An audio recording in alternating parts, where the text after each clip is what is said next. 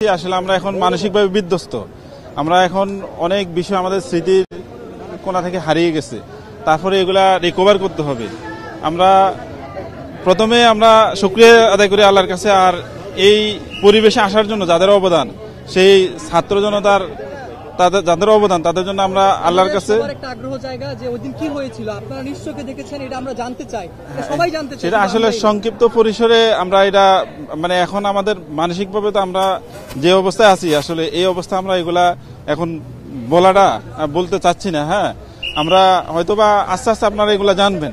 তবে আমরা আমাদের যে ভাইদের কল্যাণে আমরা এখানে মুক্ত জীবনে ফিরে আসছি, তাদের জন্য আমরা আল্লাহর কাছে কৃতজ্ঞতা স্বীকার করি।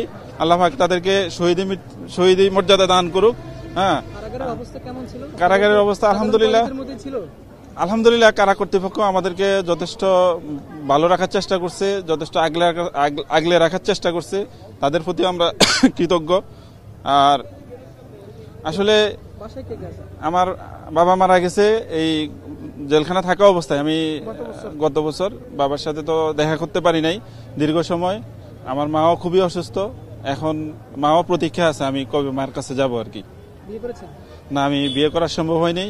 আমি তো চাকরি তখন 4 বছর 4.5 বছর ছিল, তখন তো বিয়ে করার সুযোগ হয়নি। এত অল্প দিন চাকরি করে এত বছর জেলে রেখেছেন, সামাজিক ভাবে একটা নিশ্চয়ই প্রভাব পড়েছে। এখন এই বয়সে এসে এখন কি করবেন চিন্তা করেন? আসলে এখন তো আমাদের এই যে বয়স, এই বয়সে আমার যে মূল্যবান বয়স সেটা হারিয়ে গেছে। আসলে আমার এই জীবন থেকে 16 বছর ফিরে পাওয়ার কোনো সুযোগ নেই। তো যারা এই ঘটনার সাথে সম্পৃক্ত, আমি তাদের দৃষ্টান্তমূলক শাস্তি কামনা করি, এবং যারা শহীদ হয়েছেন যে সেই 57 জন সেনা কর্মকর্তা, আমার প্রিয় অফিসার, আমি তাদের জান্নাতের সর্বোচ্চ মর্যাদা কামনা করি।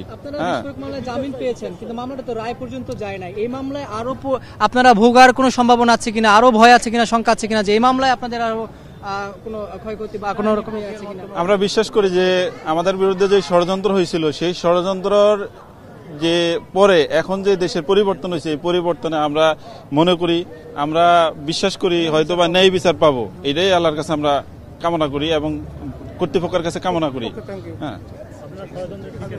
হ্যাঁ, আমরা তো অবশ্যই ষড়যন্ত্রের শিকার। আমার এই যে 16টি বছর আমার জীবন থেকে হারিয়ে গেল, আমি সীমান্ত রক্ষা করার জন্য আসছি। সীমান্তে যখন বড় যুদ্ধের ইতিহাস আমি শুনছি যে আমি দেশের জন্য কিছু করব, দেশের সীমান্তে ভারতীয় আধিপত্যবাদের বিরুদ্ধে নিজেকে উজাড় করে দিব, এই জন্য এই কথা শুনে অনুপ্রাণিত হয়ে বড় যুদ্ধে আমাদের যে বিজয়, এই বিজয়ে অনুপ্রাণিত হয়ে আমি বিডিআরে ভর্তি হয়েছি।